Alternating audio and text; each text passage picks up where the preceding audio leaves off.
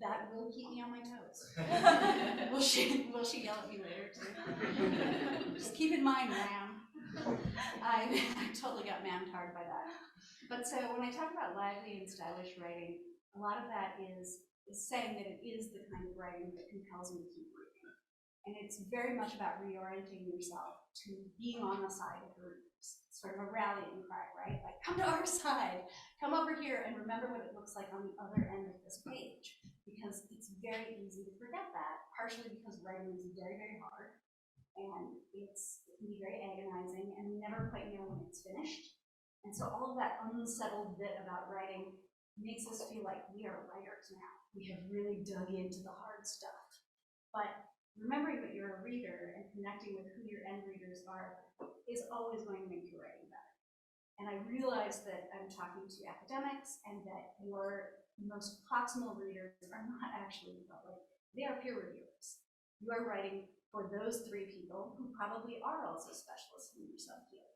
And so it's easy to let yourself slide into using terms and the names of luminaries in your field without pausing to actually explain those things. So lively writing, I'd say, is about making your point clearly, but also making yourself known within the work. You're removing barriers between yourself and readers. You're inviting those readers into new worlds, and you're breaking your writing into useful and digestible bits so that you're not overwhelming them at any given stretch. You're actually inviting them along into the story. It's also about using interesting and evocative words. I caution that jargon is different from fun words. They are both often big and may have many letters in them. But the jargon is going to be something that you absolutely have to explain. And with your evocative words, you want to think about those sprinkled throughout to give it some style, but trust that your reader will be able to figure out what those words mean in place, that you can rely on context clues there a little bit. And I also think that lively and stylish writing is about keeping up the pace. We have a huge tendency, especially from dissertation writing, to create a lot of scaffolding and to follow sort of a very extended 3-paragraph essay to say, this is what I'm going to tell you, this is me telling you, and this is exactly what I just told you. Now we will move to the next section. Remember what I just told you? That's all happened. And then we can move into the next bit. And it ends up feeling redundant, and your readers can gloss over some of those sections and miss important stuff.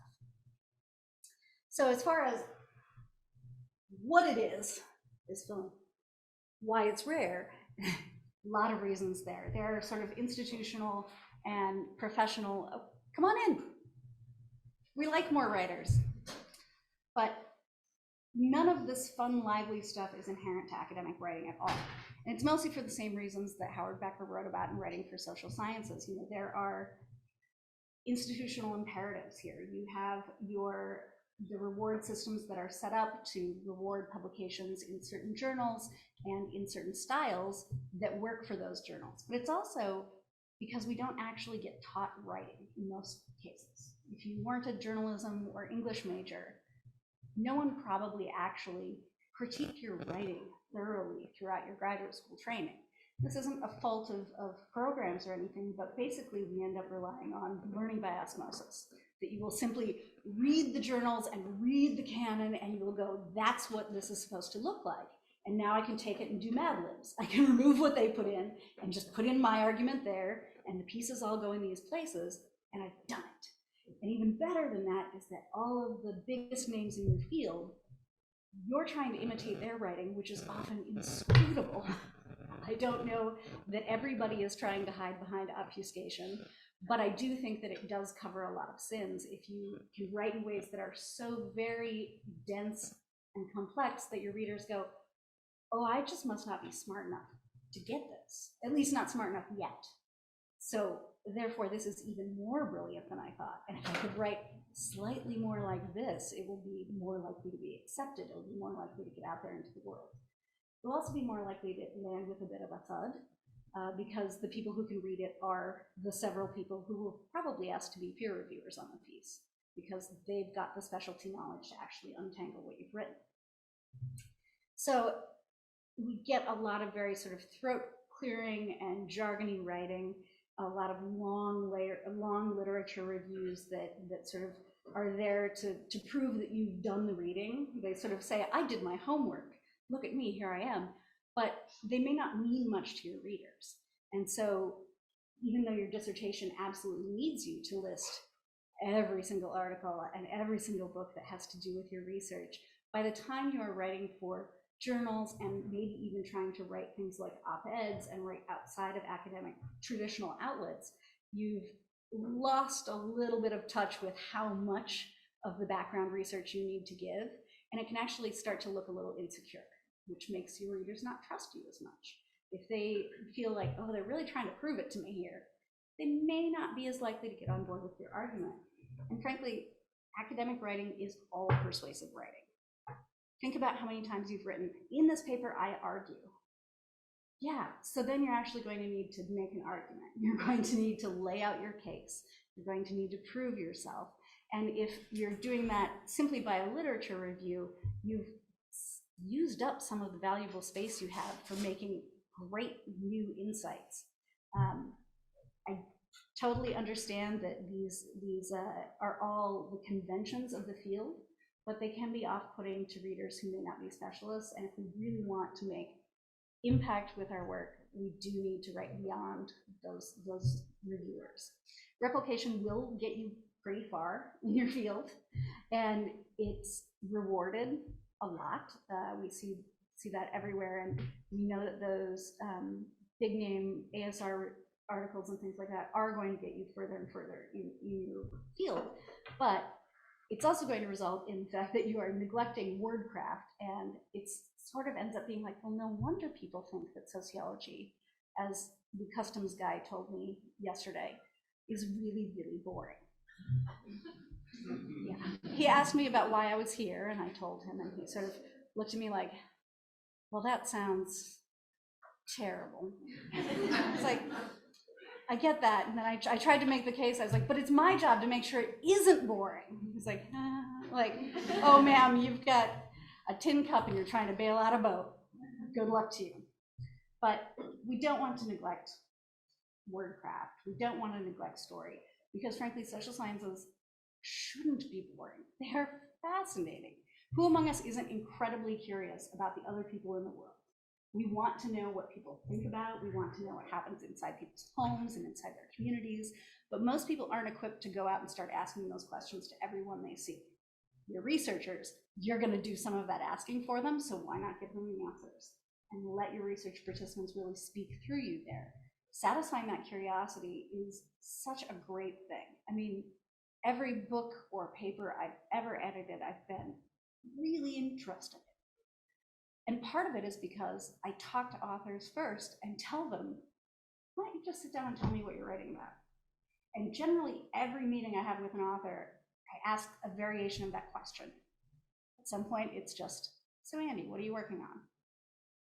And every now and then they think that I'm not paying attention because I keep asking that question, but mostly I want them to keep answering it so that they gradually find their way into the take-home point, and they start to realize by my questions what they're leaving out, so they can refine what are the most crucial pillars of my argument, and then it gets easier to write from there.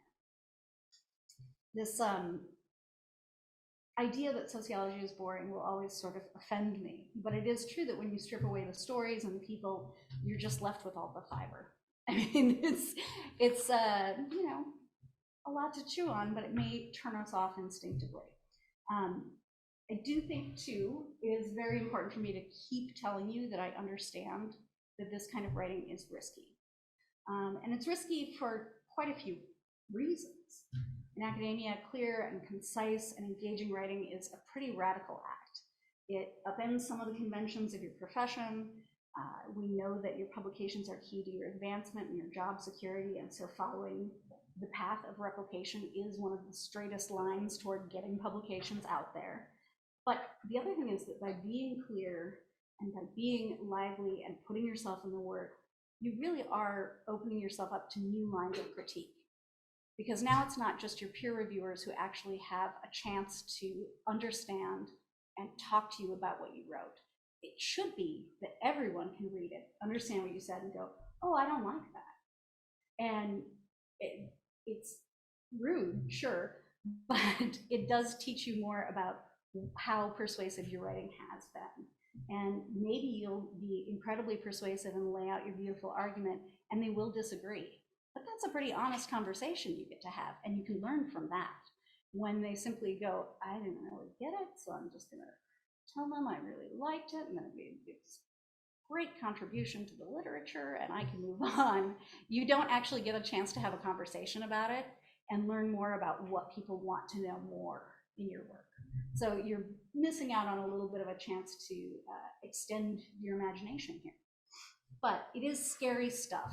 It's sort of practically the opposite of what you've been taught, to just stand there and to strip away your jargon and be like, hey, this is me and my argument.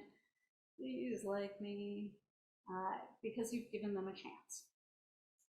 That said, I do think that lively and stylish writing is absolutely crucial. Partially, it is a recruitment tool. It says, this is what our discipline is and does. Don't you want to be part of that? But it's also about thinking in terms of the risks that you're taking. Say you're thinking about pleasing your peer reviewers, and they're going to be the specialists in your field. Well, it turns out that in really amazing, exciting ways, your field is actually diversifying around you. There are more and more different types of people in all kinds of ways and different voices who are entering this profession. That means that your peer reviewers are diversifying. It may feel like a slow process, but you're going to start reviewing other people's papers. Trust that other people, as interesting as you are going to start reading your papers for journals as well. Editorial offices are diversifying in huge ways. I mean, we've got contacts in a Canadian editorial office. This is the first time it's ever been outside the United States. And it may not seem like it's a very far leap to the border from here, but it does sort of stake a claim that it turns out sociology happens in other places. How exciting is that? I worked on a great book that was about reporting on the sexual habits of Canadians, and partially because most researchers simply used American data. And they said, well, we actually don't know if the sex lives of Canadians are different because we've never studied it. Time to dig in. It was very fun, and I came up with a billion alternate titles that were perhaps too saucy. Just really got the imagination going. But so I think that thinking about how your peer reviewers and your community is diversifying, and knowing that you are one of those voices, it's a little bit of a leap to say, like, I feel really strongly that I'm a part of this community of scholars and this subspecialty, but it does stake a claim, and you will be the people reviewing papers for other people and finding that new and different voices and new and different forms start to speak to you. That stuff is going to start entering into the journals, and it will start to be what the next generations of scholars are imitating. And that's really exciting to me, because I don't think we're going to get to where every sociology program or every social science program includes like major writing sections. I don't think that's very realistic. You're paying tuition, you need specific amounts of credits for things. I don't know that we'll ever end up being like, and then you're also going to have 2 semesters of rigorous writing training. Don't know that that'll come up, but you'll be the people who write in new and different and exciting ways and show other people that path is available to them. So as far as diversity goes, I think that a big part of it is it's not just about diversity in terms of demographics, but in terms of voices and in forms, and letting yourself see that maybe on this one I'll move things around a little bit. I'll start with all the stories, or I'll move the literature review almost to the end. And as you start to play around with those things, even if it's not immediately rewarded, you are signaling to other people that they get to do that too. So it's kind of a cool little bit of a social experiment here to see who you can get to come along with you and try out a contraction or two every now and then. Get fancy with it. Say isn't. I also think that by engaging in lively and queer writing, you absolutely add to your impact and to your reach, or to your reach first, because you have made it so that people outside your subfield can actually read it and find some interest and go, oh, I didn't know that this was related to my work, but now that I can read it clearly, I can actually make those connections. But it also makes it easier for people like journalists to pick up on what you're doing. I used to work with professors in writing sort of combination reports that were almost like a précis of their journal articles, but also a press release, 2 pages, something like that. that made the take-home point clear, that said, what does this mean for actual people in the world? And by doing that, journalists immediately responded. They were thrilled with this. We were actually saying, no need for a paywall, no need to read an extensive article that you may not be able to really parse out yourself. We're going to tell you why this is important and what some of your potential story angles could be. This is also a cool way to think about why your abstract should be where you give away the ending. Abstracts are almost always about, this is the gap in the literature, and here's my methodology, and more will be said. And it's like, you might think that sounds intriguing. Well, it turns out I just want you to tell me what you're going to tell me. Make it clear. What's the thing that excited you? What's the thing that stood out to you or surprised you? Put it right there in the abstract. Give that away, because everything else is going to be behind a paywall. And if people can't access it and they're not interested enough to try to access it, you've lost a huge amount of your reach right there. And I do think that that goes for impact as well. You can be more impactful by writing in ways that sound like an actual person. We talk about, people are very worried that chatbots will somehow replace all of us. But it turns out that the lively bits, the stylish bits, those are what say, I was here. Those are what mark out, a human did this, I did this. And it's going to sound like me, and it's going to look like me. And that's very exciting for readers. I do think it also stands to reason that it's ethical to write in clear and lively ways.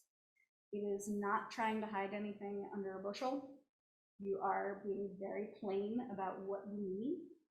But the biggest part to me is that you are allowing, especially for those of you who do ethnographic work, you're saying, I value my research participants, their candor and their generosity so much that I want them to be able to read this and see themselves in it. It may not be that they could immediately pick out which respondent they were or anything like that, but that they can go, oh yeah, I said stuff like this. Oh, and that's what the researcher thinks about it. It does give you a moment to say, oh, my participants are also reviewers in some sense.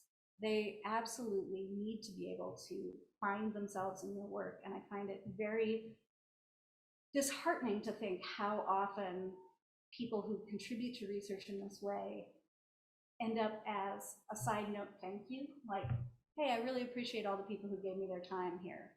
But that we don't think to send a copy of the article and just say, hey, it's a year and a half late. I should go with realistic timelines, right? 3 years ago, I interviewed you for this piece, and I thought you'd like to see the finished product. I really appreciate that you shared your time and your stories with me, and I hope you like it. It may be like your parents in your dissertation, like they probably never actually read it. They probably read the intro and maybe a little at the end, and then the rest of the time we're like, she's very smart. This is what we paid for. The intervening 300 pages of dense stuff that we do not get, that's what we took out loans for.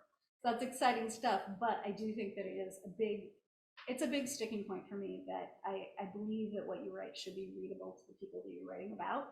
I think it's an honest way to approach your writing.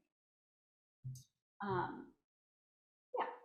And then if you are writing for those people, you are naturally writing in ways that undergrads, graduate students, journalists, and other people can absorb as well. So if you're thinking about your readership, I'm never asking you to dumb down your work. I'm simply asking you to make it clear and to go ahead and have a little fun with 20%. 80%, let's nail it down. Let's get the grammar just right. Let's make sure that we are covering all the bases and really working our way through the theory. 20%, have fun with this stuff. It turns out sociology really isn't boring. All right. I don't do a lot of slides because I don't do a lot of slideshows. So I just want to give you a little something to have anchors for what I'm talking about without distracting you or sending you off into reading.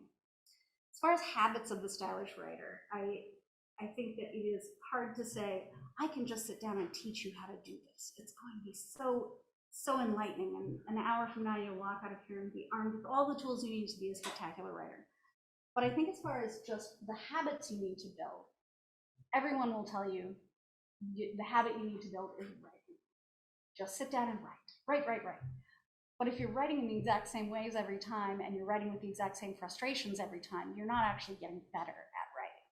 So I think we actually need to do other stuff. And the biggest one is talking.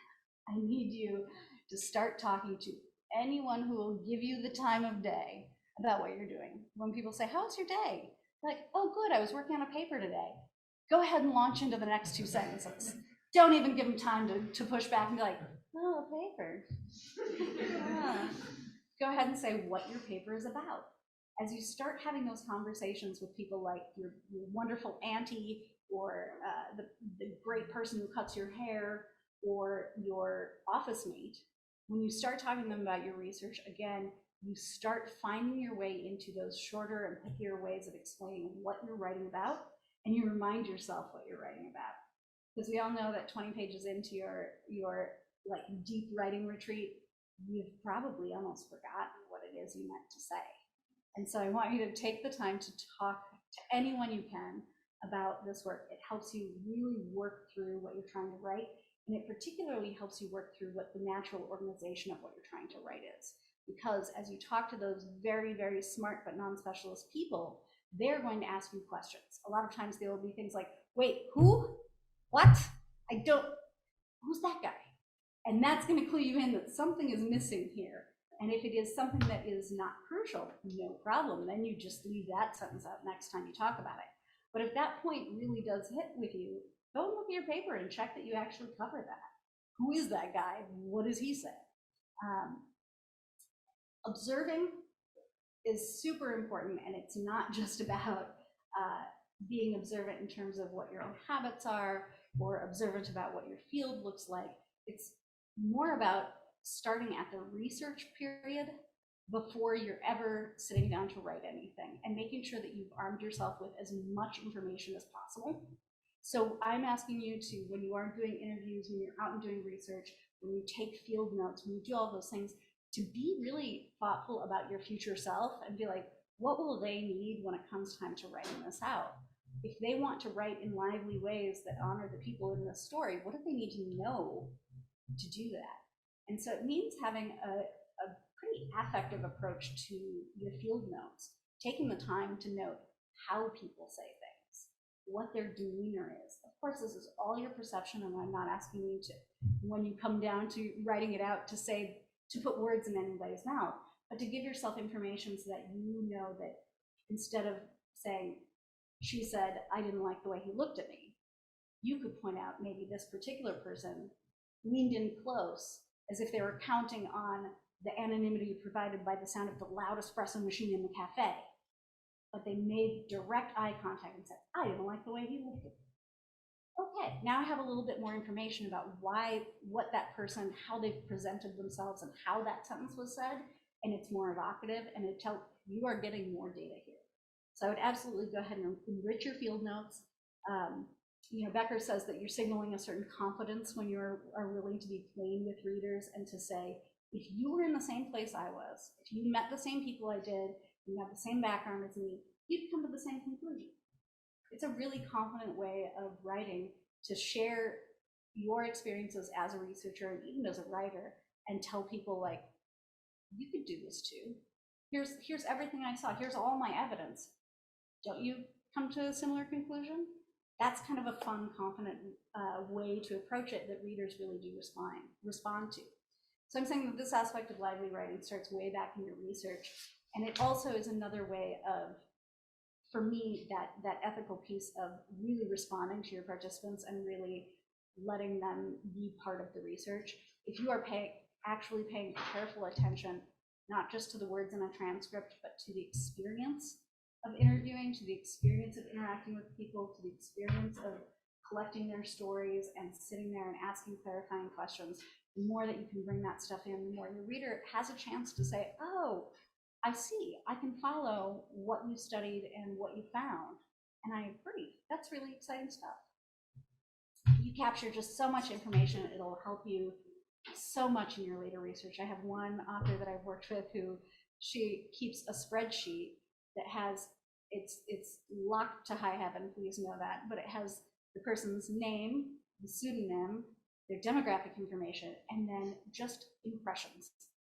What how they dressed, how they spoke, where they're from, themes they brought up a lot that maybe those quotes aren't going to make it into the paper, but this person just mentions their daughter in every sentence. She doesn't know why that information might necessarily be useful to her later, but she's giving herself as much good stuff as possible so that the writing will be more engaging. Revising is an amazing habit for writers, partially because I think that's where the actual craft of writing happens. Your first draft is probably, I want to say it's a bit of a shit show. I hope I'm allowed to say that, but your first draft is not your finished product, and it's not even ready for sending to your friends and your amazing colleagues who said, I'll read your paper, I'll give you comments. First draft is not for other people. First draft is to just air things out and know that you can take it, and if you want to physically cut it up and start moving things around, move your pieces around, you've got a lot to work with there. I'll put it up on a slide later, but one of the amazing books that I think that every writer needs is called On Revision. It's by William Germano, and it's basically says revision is where the important work happens, and gives you a lot of great tips for how to approach your revisions, many different methods that he talks about in there. But it'll teach you, that book and others will teach you things like taking your paper and sitting down and making a reverse outline. Actually getting your hands around what you've written so far and finding some surprises there. I tend to find in that first round of doing an outline that I've stated similar things in many different places, and that can be really, of course, you need repetition to go ahead and remind people where you're at in your writing, but wouldn't it be nice if I sort of shuffled 3 or 4 of them into the same place and then removed what's redundant? We can make this point a little bit more clearly. So as you go ahead and work your way through your revisions, you are really sorting out the important stuff, getting the organization down, and maybe in that first round of revision, you're working on the writing. But the first round is very much about organizing things. I still think you should take a second round of revision before you start sending it out to people. Anybody who says that they will be a reader for you and they'll make comments is being so generous, and they don't even know they're doing it. They half the time do not actually understand how much you will hang on their every word. But if you give them something that's still very, very much in its first stages, you're kind of wasting some of their time. You're making them do the figuring out for you of where the argument is and whether the pieces are in the right order. And so if you can start to really form it up and do a couple of rounds of revision beforehand, you're going to get way more useful comments from those people, and you're also going to make them more likely to say they'll do it again in the future. So yes, and then reading. The other big thing about this is that reading is just a paramount habit of a good writer, because you want to read as many different kinds of things as you can so that you get examples of all different possibilities for how you might write. And you will sort out, there are going to be books that you go, oh God, this is one of my favorites. This goes right on the top of the shelf, maybe over to the right, somewhere where it's got some nice view in my office. It might even make it into the background zoom shot, you know. But there will be books that you go, this is absolute drag. I don't want to read this again. I don't want to take this on vacation or carry it around in my purse. Fine. It is okay to read a thing and go, yeah, not for me. But it teaches you more about what you like about writing and what you like about reading, and that's going to help you refine your voice as a writer. I will say that I'm going to give you a list here at the end of recommended readings, and they aren't about writing. They truly are just an assortment, as I put it, an arbitrary and capricious list of books I liked because I thought the writing was good. And I may not necessarily agree with everything in those books, but they're all outside of sociology. They're all over the place. There's one that's a memoir about loving baseball. They are everywhere. But the writing is the key here. These are really stylish books, and I encourage you to pick them up, but I also encourage you to let me know what your favorite books and articles are, because I want to know that stuff. I would love it if you would email me later and be like, you know what, one book that really stands out to me and that I reread every spring is this one. Whatever is beyond the field of sociology but speaks to you as a reader is really important to know. So yes, as far as I'm concerned, writing is just an overwhelming thing. and writing clearly can feel like a really insurmountable task. But it is this great radical thing that I want to rally you to. Like, I'm here to recruit you, not necessarily as an author for context, but you're totally welcome to send us feature pitches. I'm pretty sure that Amin and Seth would be happy to see them. But I'm trying to recruit you to the side of the readers. I'm here to say this is, in fact, a rallying cry, and I do want you to be excited about the craft of writing and about the craft of communicating science. Science communication is incredibly important, and you will find as you continue to do it that you get better and better at it over time. This is absolutely one of those areas of life where practice, it's not going to make perfect ever, because we never know when writing is done or when it's good or when it's solid, but that you will actually get to where you feel really confident about what you're putting out in the world and that it reflects you. And that is really a special experience. I will say too that, again, this is scary stuff. You are going to stand right out there in front of your peers, stripped of your jargon and your obfuscation and your disciplinary knowledge, and you're going to stand next to your argument and your research participants and your own knowledge, and it's just going to be right out there for other people to see and read and hopefully critique. It's a nerve-wracking thing to say, oh, I'm inviting you to do something that will bring more eyes to your work. But if you want to actually change the world, so if you actually want to look at all the social problems that you study, and mind you, I was telling Amin earlier that sociologists, man, none of you write books about why puppies and kitties are great. I read bleak work all day, every day, and I'm still energized about it, because all of that examination of social problems also comes along with recommendations for what we can do to change it, how we can make things better. And by the way, saying how we can make things better, that is a normative claim, and I do think that you should be clear. If you have very strong opinions, those can come out in your writing. I do think it's clear to say something that, or that it's fair to say that something is shockingly unfair or upsetting, and that it demands change. I don't think that that is out of the bounds for scientific writing. You just have to go ahead and prove it to me.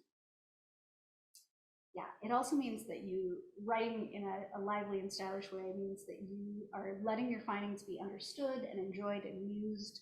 It helps you subvert paywalls, it helps you get around all of those pesky journals where you have to try to have 8 passwords and then go to the ASA and sign in there, but there's no login spot. Yeah. And it gives you a chance to honor your participants. You haven't done them any favors if they can't read the work you've based on part in their contributions. Writing out here in clear and concise ways responds to the ambition of your work. It responds to what brought you into your field. And it is going to feel a little bit scary, but anxiety and excitement feel the exact same in the body. So go ahead and tell yourself every time you're nervous that you're just really, really stoked. Every time you find yourself just like unable to go in a room where a computer or a pen is, just be like, apparently I can't wait to talk about this stuff. Huh, but also I could do the laundry. Productive procrastination is a real thing. I do a lot of it. But you can go ahead and shed light on these dimly lit corners of the world and bring analysis and context to the headlines. And you can satisfy your own curiosity and others. So I really do think that this is me saying, please get out there. Go ahead and be this thought leader by being a writer that you would want to read. As far as quick practical tips go, I think I'm trying to see, I may be over time here a little bit, so we'll save those for actually having conversations with you, but if you have questions about very specific things, I would love to answer them. Here are some handy references. Again, I'm going to put all of these books on my website later on today, so if you want to go, at the end I have my website on the last slide. You can go there and you don't have to worry about trying to write all of these things down. Taking a picture is also a good way to go.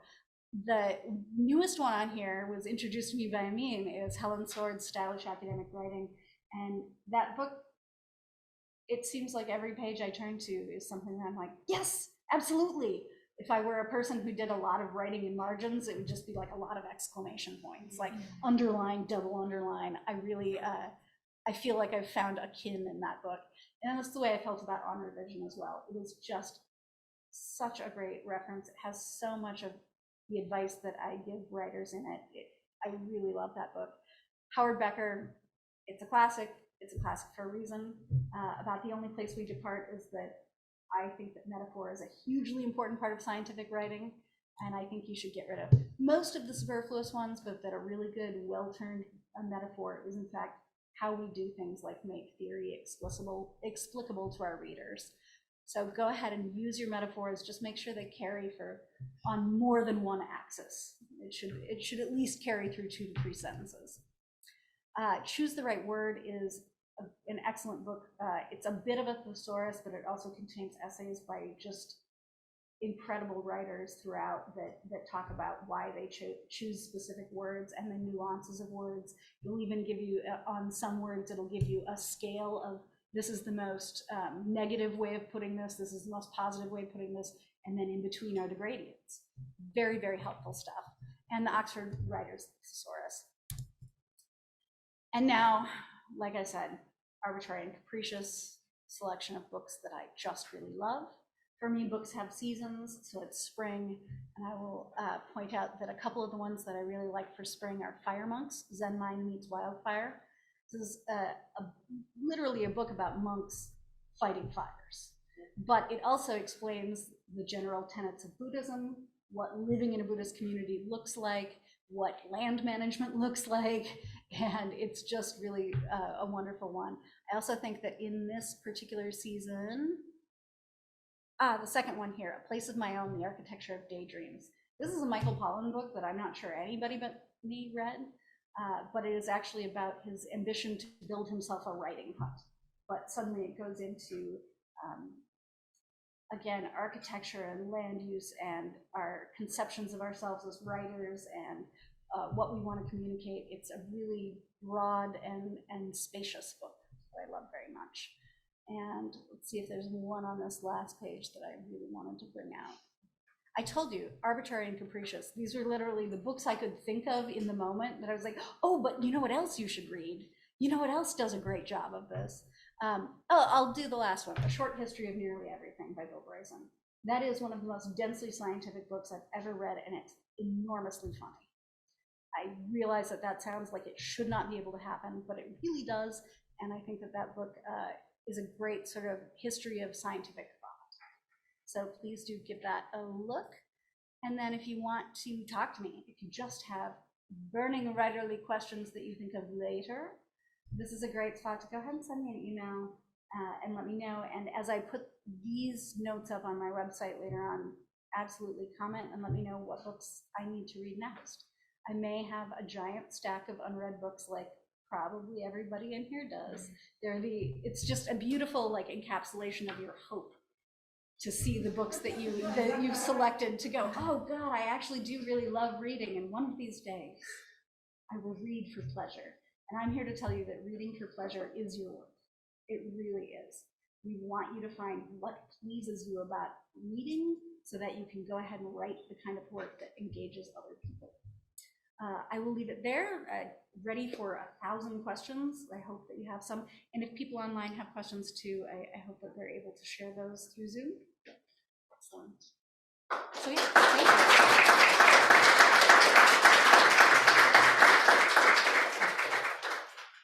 All right, this is a panicking moment I realize where I say, but what do you want to know from me?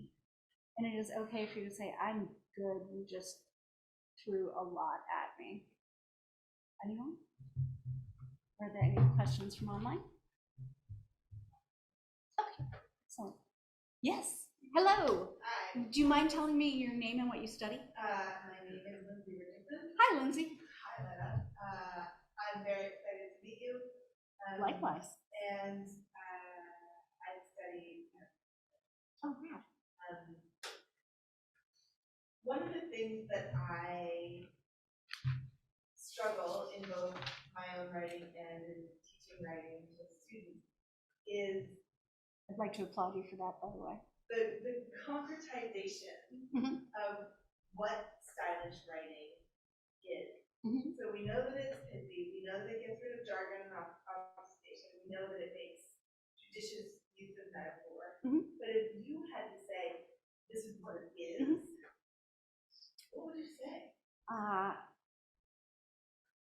In an odd way, I'd say it's parsimonious writing.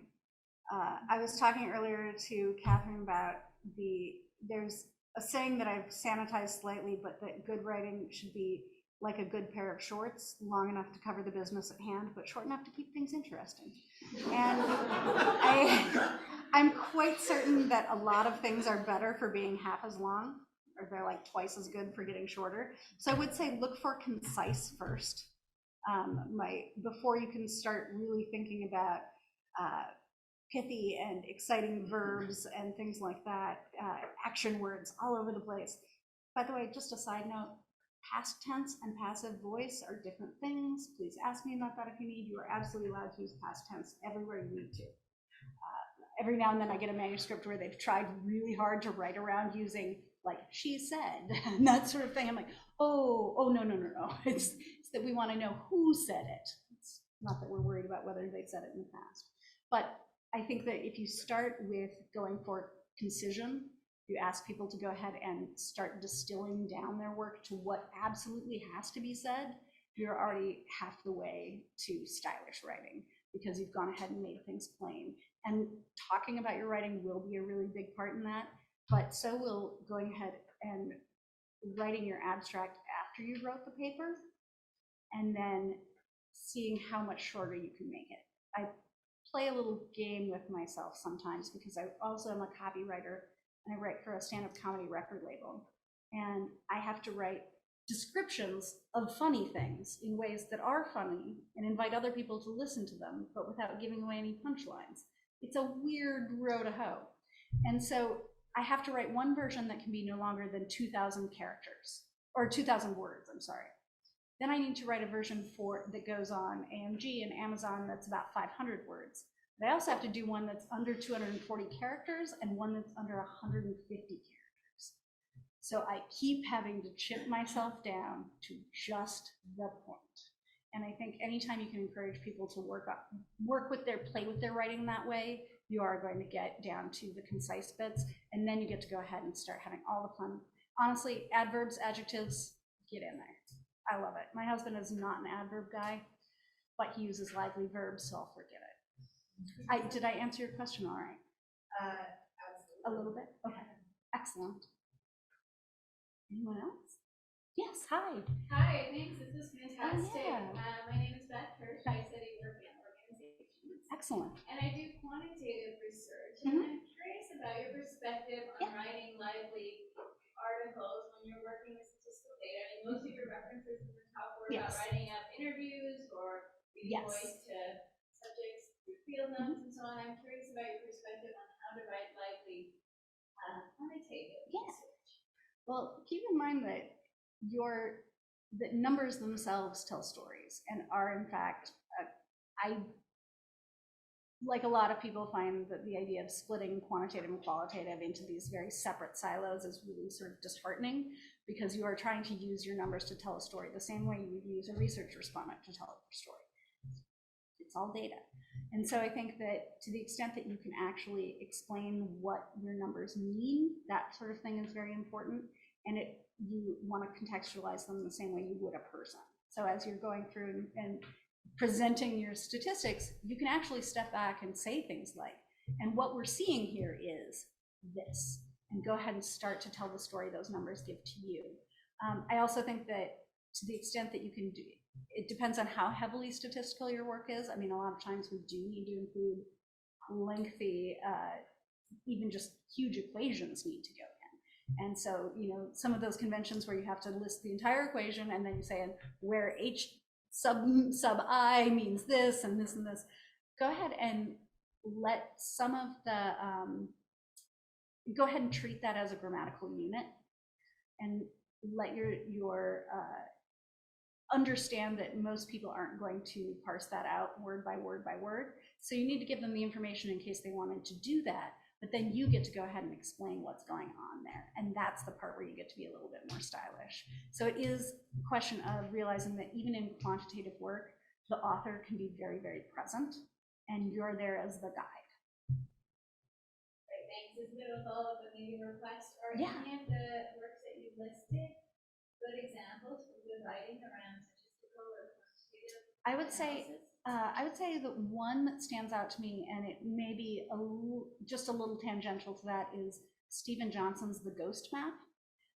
It is a book that I swear made epidemiology more interesting to me. Like, it reads a little like a potboiler, but it really is the story of a scientist sort of beginning to suss out how cholera was spreading through London. And it was really ravaging entire neighborhoods and things, and people made a lot of social assumptions about what was going on there. And basically, by doing a lot of mapping and a lot of walking around and asking people questions and then doing a lot of statistical analysis, he was able to say, I know what's happening here. Not everybody listened. It took quite some time before his theories were readily accepted, but that book in particular stands out as a good one for communicating statistics. Oh, I've stunned everyone into silence. Sometimes this does happen. Should we move on to our next event and continue talking? Oh, yes, hi. Hi, I'm Ethan. Ethan, hi. I study environment and health. Excellent. As a sort of follow-up to Beth's question, I guess I was like, how much, from your example as a real of making our numbers come alive, I've sometimes gotten from a journal, I've sometimes gotten pushback that you save the interpretation of the numbers for like the discussion. So then the results section just reads as like, this is what model A shows, this is what model B shows. Yeah. And when you add a sentence that says, like you said, like taking a step back to what we can think about, sometimes I found that editor reviews that that's actually where it should go in discussion. Yeah. So should we be pushing back against that, or? Well, I think there are a couple of options here. There is the option of pushing back and writing a revision memo that says, I really appreciate that, but I do think that if I don't explain it to readers as we go along, I won't be able to make the conclusion as strong as I'd like it to be. That said, again, I understand the professional bounds around these things, and it is a-okay to go, okay, these are my reviewers, and they're the people who are the gatekeepers to my getting this published, and I care more about getting this published than about staking my ground or making some big stand about whether I can put a couple of sentences that make this slightly more explicable to readers along the way. So I would say you can choose your battles on that one a little bit, and this is something where, again, I understand that I'm saying things that are going to be much easier for people who've already gotten tenure to do than for graduate students to do necessarily. But I do, we've talked about we got a great revision memo this week that I think Stephanie and you would both be happy to share bits of it, where really they did push back a little bit and just sort of say, oh, yeah, that's not the paper I'm writing. And they did make a small change that addressed the thing that the reviewers had pointed out, but basically to say, this is an important thing. It's beyond the scope of what I'm working on, but it's an important thing. But in this case, I think that you could sort of gently point out that you do find it helpful to signpost some of the conclusions throughout. And maybe by phrasing it that way, you could lend a little bit more oomph there without alienating anybody too much. Yeah. Oh.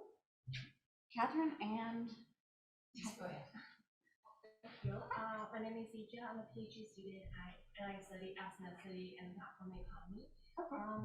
So earlier you mentioned like what do you when you ask people what do you study, what are working on, and by clarifying this question to you, they get a clear sense of like how what exactly they're working on, what exactly they're studying. Oh, you put that so well. Yeah, well, thank you.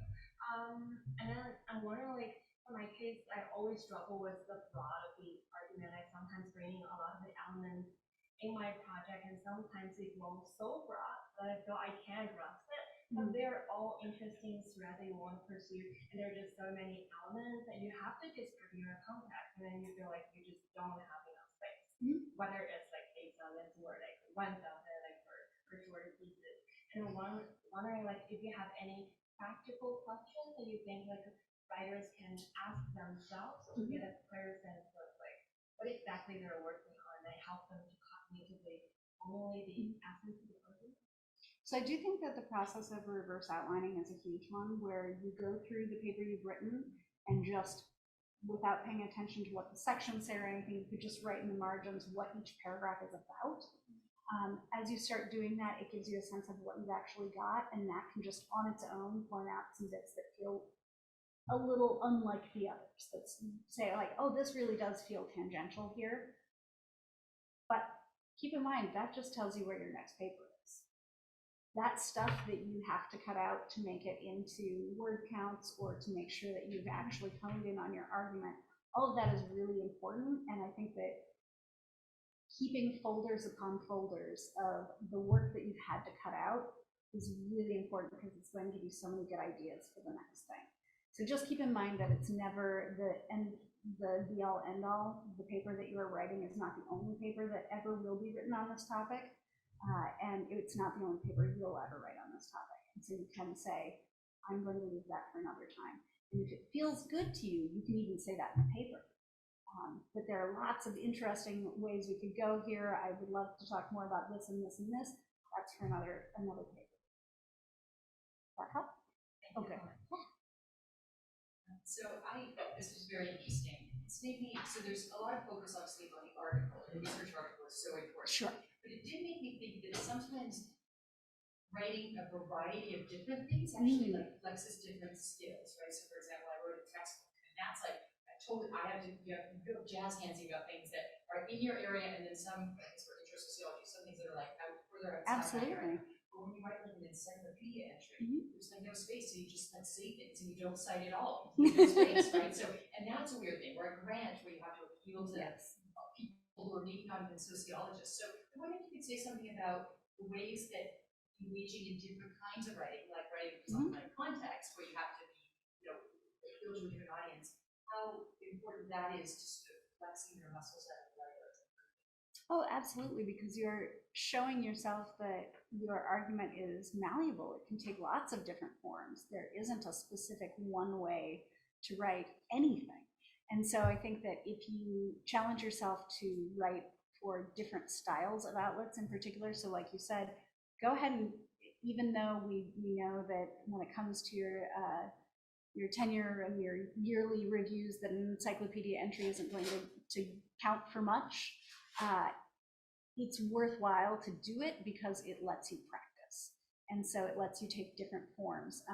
There are times when I've been stymied by writing where I gave myself little challenges where I was like, I'm going to write this one like a personal ad, just to amuse myself. That draft is not going anywhere, but giving myself some arbitrary little assignments that way can be a really creative way to write and can help you get back in touch with the idea that even technical writing is a creative endeavor. And I think we do forget that sometimes, that people think about like, I have real writer's block here. It's like, well, of course you do. You're creating a cultural object, and that is a hard thing to do.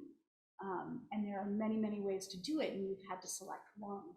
And so maybe trying out some different forms will lead you to some new conclusions, or help you find, I've found that when people go and write op-eds, that's so cool because usually it is about something that was a footnote or a side note in their research. It's very rarely the subject of any given paper they've ever written, but they're like, but wait, I have the knowledge on this one. I can write this little piece that gives context to the headlines. So I think that you're very right that being eclectic about your outlets and your intentions is really great.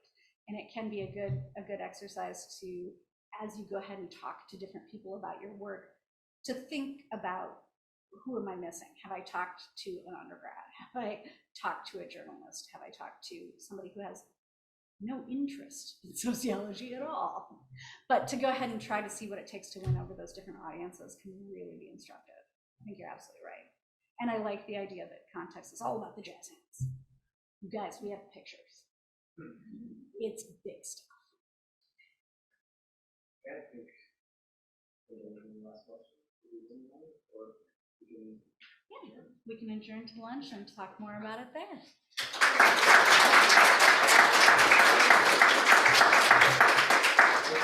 Please, in a few minutes, we'll be upstairs. Join us for refreshments. I'm Catherine Corrigal-Brown, the head of sociology at UBC. Thanks for watching our video. To learn more about UBC sociology, please subscribe.